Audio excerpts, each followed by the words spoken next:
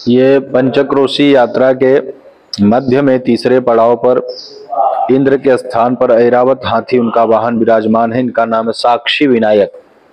यह साक्षी विनायक गणेश जी हैं और यहाँ के यात्रा तक की यही प्रमाणित करते हैं कि आपकी यात्रा यहाँ तक हुई है।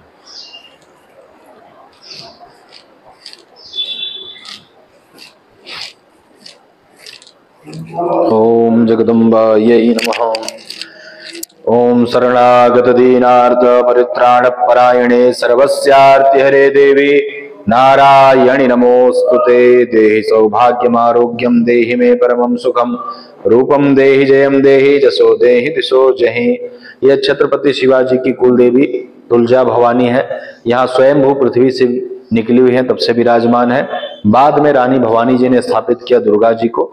दुर्गा जी के स्थापित होने से तुलजा भवानी जरा सा ऐसे घूम गई हैं, तो इसलिए प्रथम पूजा तुलजा भवानी की होती है, फिर दुर्गा जी की होती है। ओम जगदम्बायै नमः।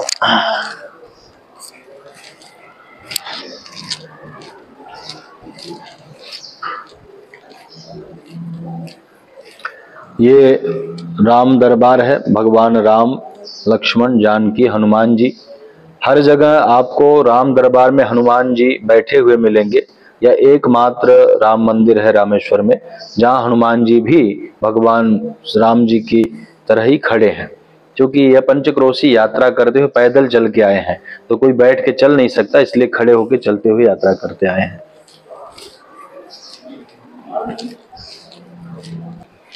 ये भगवान रामेश्वर जी के वाहन नंदी जी,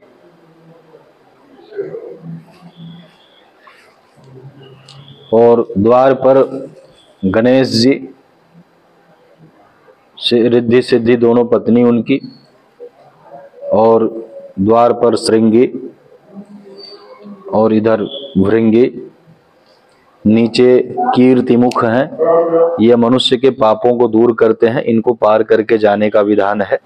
जो इनको पार करके जाएगा तो ये उसके पाप को बाहर कर देते हैं और निष्पाप होकर व्यक्ति भगवान के पास जाता है। वहां भैरव जी एक तरफ,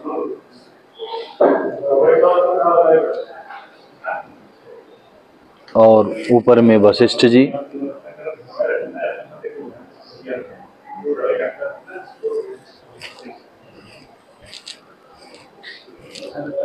हनुमान जी, और ऊपर में विश्वामित्र जी।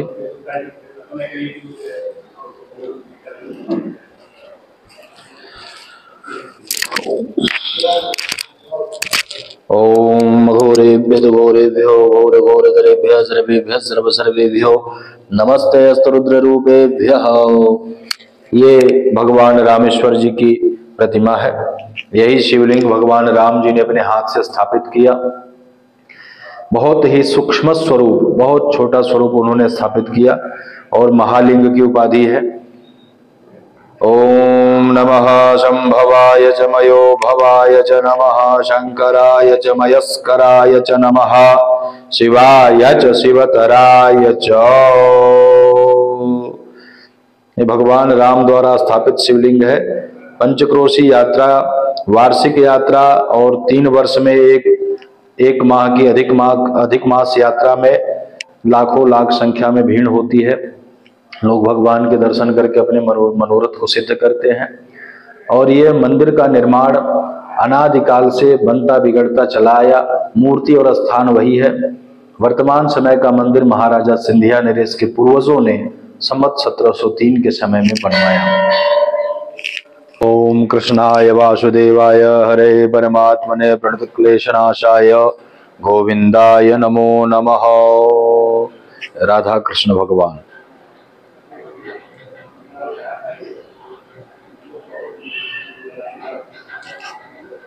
ये इनके दोनों द्वारपाल हैं। नीचे भगवान विष्णु के पार्षद,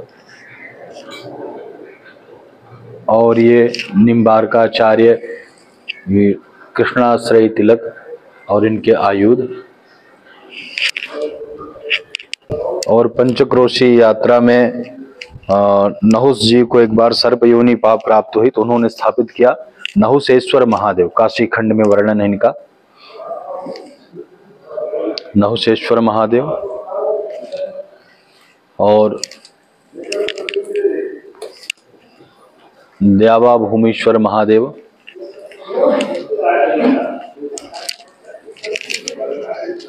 ये भरतेश्वर महादेव, सभी का वर्णन काशी खंड में है।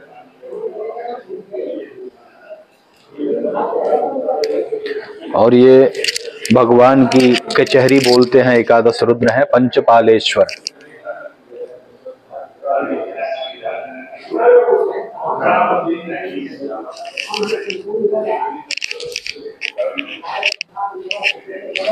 ये लक्ष्मणेश्वर महादेव, लक्ष्मण जी के हाथों द्वारा स्थापित, काशी खंड में इनका भी वर्णन है। ये नर्मदेश्वर, ये चंद्रमा जी के हाथों द्वारा स्थापित है सोमेश्वर महादेव।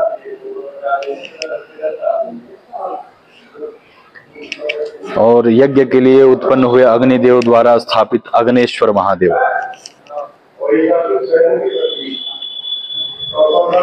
भगवान के सबसे छोटे भ्राता शत्रुघ्न जी के हाथों द्वारा स्थापित शत्रुघ्नेश्वर महादेव।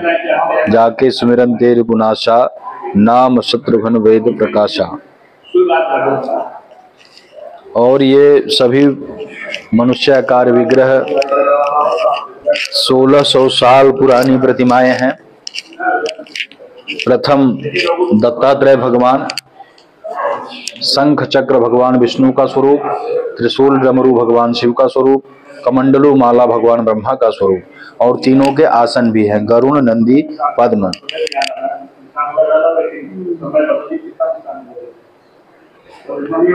भगवान राम पैदल यात्रा करते हुए आए थे, तो हाथ में दंड लिए हुए लक्ष्मण, राम, जानकी, हनुमान जी, गणेश जी, नरसिंह। और काशी में यम यातना नहीं होती, भैरवी यातना है, तो यहाँ यह यक्ष भैरव जी हैं। एक हाथ में डंडा लिए हैं, दुष्ट आत्माओं को डंडा मारते हुए ले जाते हैं। एक हाथ में पिंडा लिए हैं, दुष्ट आत्मा पुण्य आत्माओं को पिंडा खिलाते हुए ले जाते हैं। और अति दुर्लभ प्रतिमा है सूर्य नारायण की। हनुमान जी के गुरु सूर्य नारायण, हनुमान जी जब गए शिक्षा लेने के लिए, तो सूर्य नारायण ने कहा कि हम तो दिन भर परिक्रमा करते हैं पूरब से पश्चिम, आप कैसे पढ़ेंगे? तो हनुमान जी ने कहा कि आपके सामने हम उल्टे पैर चलते हुए पढ़ेंगे। तो हाथ में पुस्तक लेकर के हनुमान जी सूर्य नारायण के सामने उल्टे पैर पढ़ते हुए चल रहे हैं। ये मनुष्याकार विग्रह है, 1600 साल पुरानी प्रतिमाएं हैं। उस काल में यहाँ के जो शासक रहे पृथ्वी पर, उन्होंने कहा कि मृत्यु लोक है, मनुष्य रहते हैं, तो जथा नरे तथा नारायणी, तो मनुष्याकार विग्रह का ही पूजन होगा। तो सभी मूर्ति उस काल में मनुष्याकार विग्रह में है।